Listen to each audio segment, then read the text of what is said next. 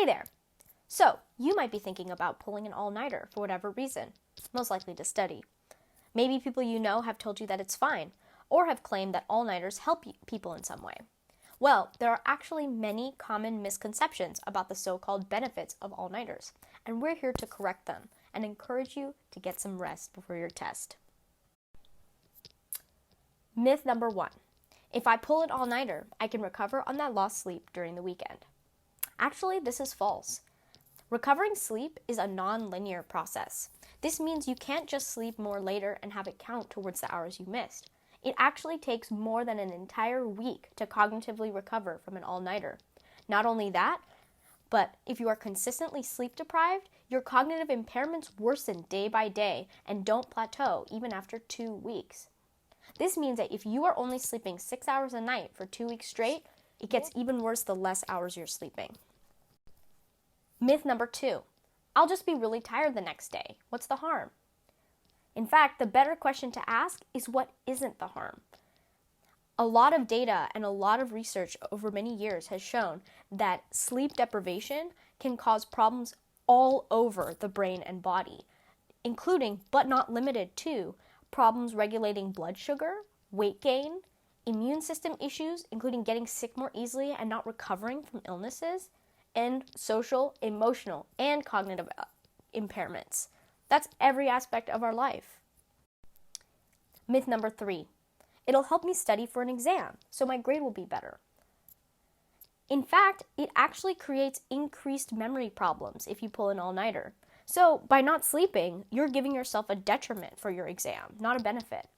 You will also forget the information that you've learned in the long term. If you haven't slept, your brain won't encode any new information. It just saves it in its short-term memory without saving it in the long term. So you might be able to churn out the information for the exam, but after the exam is over, you will remember very little of everything you studied while sleep deprived. Myth number 4. Well, I just pulled an all-nighter and I feel fine. That means that it didn't affect my body much. I'm an exception. Well, actually, we are notoriously bad at self-assessing how well we've slept and how we're performing when we're on low sleep. In fact, when people are sleep deprived, they experience something called a microsleep, in which they fall asleep for a brief moment without even realizing. This can happen to the point where people get into severe car accidents due to a microsleep that they weren't aware of. So, you might think that you're not sleepy, but in fact, you've had many microsleeps in the past few hours, which shows that your body and performance have been affected a lot. Now, as college students, it is fairly common that we become exposed to different substances that inherently disrupt our sleep architecture. For example, melatonin, as benign as it seems, is oftentimes overused as a magic sleeping pill, as we have the misconception that melatonin will make us sleepy. However, melatonin is merely the chemical messenger of the circadian rhythm, which is in charge of regulating our wake-sleep cycle. Therefore, our brain naturally secretes melatonin right before bed and remains high throughout the night until the next morning, which eventually causes us to wake up. Studies show that melatonin is only useful when experiencing jet lag, which occurs when your circadian rhythm is disrupted due to traveling across time zones, or a particular sleep disorder that equally affects your circadian rhythm. In other words, melatonin is not quite a magic sleeping pill, and what we experience when ingesting it is indeed just a placebo effect. However, danger rises when you ingest an excess amount of melatonin, as this can induce hyperthermia as your body's temperature is reduced during melatonin release.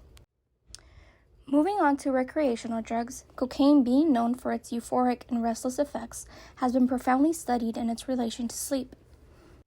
Cocaine functions as a dopamine reuptake inhibitor, while increasing levels of serotonin and norepinephrine. As expected, these effects makes it a lot more difficult to fall asleep and you experience less time in REM.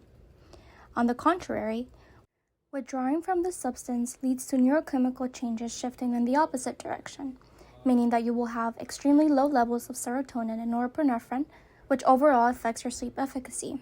This neurochemical shift also leads to heightened REM, which entails more intense dreams, which commonly manifest as nightmares or night terrors. Similarly, MDMA, also known as ecstasy or Molly, also functions as a dopamine reuptake inhibitor and serotonin agonist. Its effects makes it extremely difficult to fall asleep and stay asleep, for up to 48 hours after ingestion. Also, like cocaine, MDMA overall degenerates your sleep architecture as you experience almost no REM and a significant reduction of stage 3 non-REM sleep, which directly affects the consolidation of your declarative memory. Cannabis, on the other hand, acts on cannabinoid receptors throughout the body. There has not been any observed reduction in the duration and intensity of REM sleep for non-regular users. Yet when they abstain, they experience REM rebound, which leads to long, vivid, and detailed dreams. REM rebound usually occurs after a period of sleep deprivation or when experiencing significant stressors in life.